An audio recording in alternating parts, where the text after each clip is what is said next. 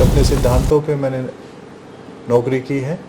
अपने वसूलों से कभी मैंने समझौता नहीं किया, कभी दबाव में मैंने काम नहीं किया।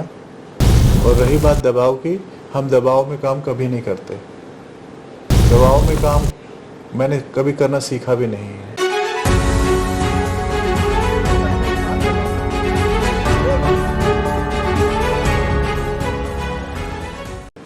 नमस्कार, विशेष खबर में आपका स्वागत है।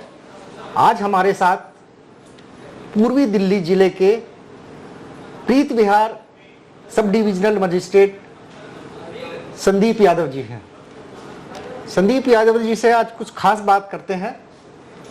संदीप जी, विशेष खबर में आपका स्वागत है।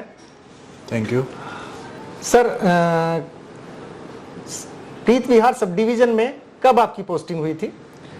पहले तो मैं आपका स्वागत करता हूं और मैं आपको बताना चाहूँगा कि मेरी पोस्टिंग यहाँ पे फरवरी 24 में हुई थी और इसके बाद से मैं यहाँ लगातार कार्यरत हूँ। सब डिवीजन मजिस्ट्रेट के तौर पे आपकी पहली नियुक्ति थी।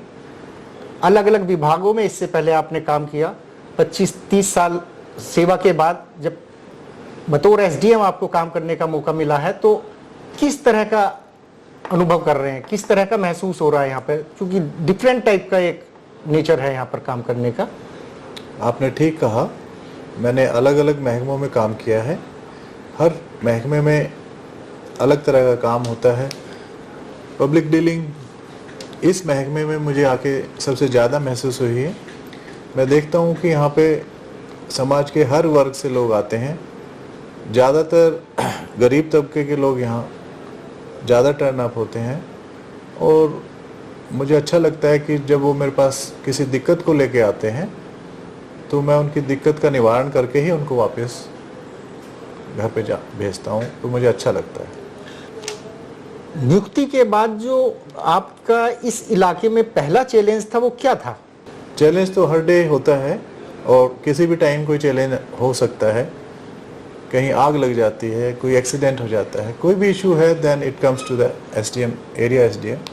लेकिन अगर आप पर्टिकुलरली कोई चैलेंज माने तो मैं समझता हूँ कि जैसे ही मेरी पोस्टिंग हुई उसके बाद लोकसभा इलेक्शंस अनाउंस हो गए थे, तो मेरा पहला चैलेंज मैं मानता हूँ कि एज एआरओ मैंने लोकसभा इलेक्शन 2024 कराया, जिसमें हमने बहुत अच्छे से इलेक्शन कराया, साफ़ सुथरा इलेक्शन कराया। इलेक्शन कमीशन की जो गाइडलाइंस थी, जो डायरेक्शंस थी, उसके अनुसार हमने सारा काम किया। किसी भी पार्टी को कोई तकलीफ़ नहीं होने दी और किसी को एलिगेशन लगाने का कोई फील बिल्कुल नहीं मिला। किसी को मौका नहीं दिया? किसी को कोई मौका नहीं मिला। एक साफ़ सुथरा फ्री एंड फेयर इलेक्शन कराना, एक मैं समझता हूँ कि देश के लिए एक हम बहुत अच्छा योगदान दे रहे हैं। और लोकतंत्र, जो मजबूत लोकतंत्र की एक जड़ है कि लोगों का जो मत है, मैं अगर किसी को मत देना चाहता हूं और फ्रीली मैंने मत दे दिया, तो यही लोकतंत्र की जड़ है और यही लोकतंत्र की रक्षा और सुरक्षा है। प्रीत विहार काफ़ी बड़ा क्षेत्र है, कितनी आबादी लगभग होगी इस क्षेत्र की? देखिए, एग्जैक्ट तो नहीं, लेकिन अप्रोक्सीमेटली मेरे ख्याल में 8 से 10 लाख इस एरिया की आबादी है। और इस आबादी में डीडीए के अलॉटेड प्लॉट्स भी हैं, गांव भी हैं, इसके अलावा रीसेटलमेंट कुछ है और कुछ जो अनऑथराइज्ड जो कॉलोनीज हैं वो भी हैं। सर, पिछली बार भीषण बाढ़ की समस्या पैदा हुई थी दिल्ली में, और आप चूंकि ऐसी डिवीज़न में हैं कि आप एक नोडल ऑफिसर भी हैं फ्लड के, तो इस बार आपने उस समस्याओं को देखते हुए किस तरह की तैयारियां की थी, जिसकी वजह से इस बार बाढ़ का वो कम रहा? यह आपका बहुत अच्छा सवाल है और मैं आपकी नॉलेज की भी तारीफ है कि आपको इतना ज्ञान है कि पिछले साल बाढ़ आई थी। वाकई पिछले साल जो बाढ़ आई थी वो मेरे ख्याल में एक 50 साल की हिस्ट्री है। 50 साल का रिकॉर्ड टूटा था और काफ़ी पानी आ गया था कैचमेंट एरिया से और क्लाउड बस्ट हो गया था। उसके कुछ रीजंस रहे थे। उन्हीं चीज़ों को देखते हुए हमने अब की बार बहुत अच्छी से तैयारी की थी, क्योंकि प्रीत विहार एसडीएम यहाँ पे कंट्रोल रूम का भी इंचार्ज होता है फ्लड का। हमने जो डिफरेंट डिफरेंट डिपार्टमेंट से उनके साथ मीटिंग की है।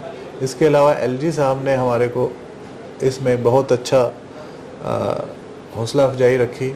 वो खुद आते रहे, उन्होंने खुद एरिया विज़िट किया, हमारा कंट्रोल रूम विज़िट किया, और उन्होंने कहा था कि जो भी आपको इसमें चाहिए मदद, वो आपके लिए हाजिर है। और हमने जैसे आईटीओ पे गेट था वो खुलवाया, हरियाणा इरिगेशन डिपार्टमेंट से हम टच में रहे, हमने नाव को ठीक कराया, जितनी नाव थी, मोटर बोट्स थी, जो इक्विपमेंट्स थे, तो हम फुली प्रिपेयर थे। और हमें ये तो भगवान ने अब की बार इतनी ज़्यादा बारिश नहीं की कि बाढ़ नहीं आई, लेकिन अगर आती तो मैं आपको विश्वास दिला सकता हूँ कि दिल्ली में जो हाल पिछले साल हुआ था वो अब की बार हम नहीं होने देते। चलिए, बहुत अच्छा है, आपके प्रयास रंग लाए।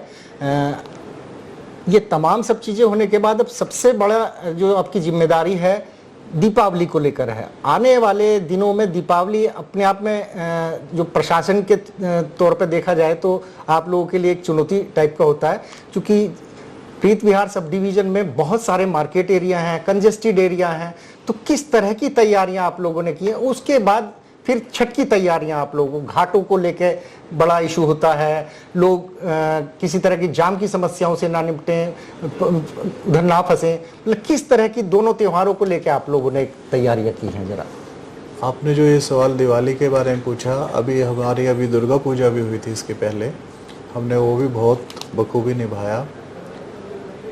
जहाँ तक दिवाली का सवाल है, हम मार्केट एसोसिएशंस के साथ मीटिंग कर रहे हैं।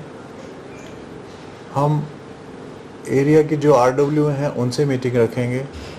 उसके अलावा पुलिस महकमे से, एमसीडी से, जितने भी स्टेक होल्डर्स हैं सबसे मीटिंग करेंगे। जिस महकमे का जो काम है हम सबका सहयोग लेके, चाहे उसमें ट्रैफिक पुलिस हो, चाहे उसमें BSCSA की भी बिजली टाइम पे ना जाए, दिवाली के दिन खासकर सप्लाई सबको मिलती रहे। लोगों से मीटिंग करके ये कहेंगे कि भी पटाखों का इस्तेमाल कोर्ट ने भी बैन किया है, और आप एक स्वच्छ दिवाली मनाएं। भगवान राम का आगमन इस दिन हुआ था और ये बहुत खुशी का दिन है, और इसको एक इस तरीके से मनाएं कि हम अपनी प्रकृति का भी ख्याल रखें, हम किसी दूसरे को परेशानी ना हो उस चीज़ का भी ध्यान रखें। हम अपनी प्रकृति का, अपने समाज का, अपने पड़ोसी का, और सबसे बड़ा अपने देश के लिए क्या अच्छा हो सकता है वो सोच के करें। सर, छठ को लेकर हर बार कुछ देखने में आता है कि अलग अलग राजनीतिक दल लोगों को अपनी सेवा देना चाहते हैं, कि उसका क्रेडिट लेना चाहते हैं कि भाई हमने आप लोगों के लिए ये तमाम सब, इन तमाम तरह के प्रेशर को लेकर आप उसको किस तरह से न्यूट्रलाइज करते हैं कि आप लगे कि हाँ ये बहुत अच्छे तरीके से आप लोगों ने मैनेज कर लिया उन सबके दबाव के बावजूद? नहीं, अगर कोई आदमी अपने आप काम कर रहे हैं उससे हमें कोई मतलब नहीं है। और रही बात दबाव की, हम दबाव में काम कभी नहीं करते। दबाव में काम मैंने कभी करना सीखा भी नहीं है। रही बात वहाँ पे सुविधाएं उपलब्ध कराने की, अपनी तरफ से हम पूरी कोशिश करते हैं कि वहाँ पे रहने वाले लोगों को, आसपास जितने भी हैं, उनको हम पहले बता दें पूरा। इसलिए हमने कल के दिन एक मीटिंग बुलाई है, सारी जो हमारी समिति हैं उसको डीएम साहब हमारे कल उस मीटिंग को चेयर करेंगे। उनको हर चीज़ के बारे में बता दिया जाता है और हमारी तरफ से कोई कसर नहीं रहती। फिर भी कहीं अगर हल्की फुल्की कोई चीज़ किसी जगह कमी रह जाती है तो वो हम दूर कर देते हैं। सर, ये दौर जो आता है दीपावली के आसपास, दो चीज़ों का बड़ा प्रेशर होता है दिल्ली वासियों के ऊपर। एक डेंगू अपने आप में बड़ा इशू हो जाता है, बीमारी फैलती है। दूसरा एक प्रदूषण का, प्रदूषण को लेके मतलब राज्यों तक, कई राज्यों तक वो राजनीति होती है, लोग एक दूसरे पर आरोप लगाते हैं। आप किस तरह की कोशिश करते हैं कि आपके स्तर पे किस तरह के प्रयास रहते हैं कि इन दोनों चीज़ों पर आप अच्छा सा मैकेनिज्म डेवलप कर सकें? जहाँ तक डेंगू की बात है, जिस आदमी को कोई प्रॉब्लम होती है, डेंगू हो जाता है, वो डॉक्टर के पास जाता है, सरकारी अस्पताल में दवाई लेता है, और ये हेल्थ डिपार्टमेंट का मैटर है। लेकिन फिर भी अगर कोई आदमी हमारे लोकेलिटी से आता है कि मुझे फलाने अस्पताल में तंग किया जा रहा है या दवाई नहीं मिल रही है, तो हम उस मैटर को टेकअप करते हैं। पर्सनली मैं देखता हूँ और उसकी जो भी मदद होती है मैं करवाता हूँ। कोई ऐसा आदमी भी आ जाता है कि उसको सरकारी अस्पताल का भी नहीं पता, प्राइवेट डॉक्टर के पास भी पैसे देने के लिए नहीं होते हैं, तो समाज में कुछ NGOs होती हैं, हम उनकी मदद लेते हैं फिर कि भाई इस आदमी को आप दवाई दिलवा दीजिए और जो भी उसमें खर्चा आता है वो वहन कर लेते हैं। प्रदूषण को लेकर थोड़ा सा कुछ खास तौर से मैं जानना प्रदूषण के लिए चाहूंगा। मैं आपको बताना चाहूँगा कि हमारे यहाँ हमने टीम बना दी है जो इस चीज़ को मॉनिटर करती हैं। उसमें बर्निंग से लेके पटाखे और सब चीज़ें उसमें हैं। इसके साथ पुलिस महकमे के साथ हमारा कोऑर्डिनेशन है, वो भी हमें रिपोर्टिंग करते हैं और जहाँ भी कोई ऐसी मेजर इशू है पोल्यूशन का तो उस पर हम जाके कार्रवाई करते हैं। इसमें हमें मदद लेनी पड़ती है पुलिस की या MCD की या DPC की, तो हम उन महकमे के लोगों को भी बुला के जॉइंट एक्शन करते हैं। सर, आने वाले दिनों में दिल्ली में विधानसभा चुनाव को लेकर सरगर्मी शुरू हो चुकी है, तो कभी भी उसकी घोषणा हो सकती है।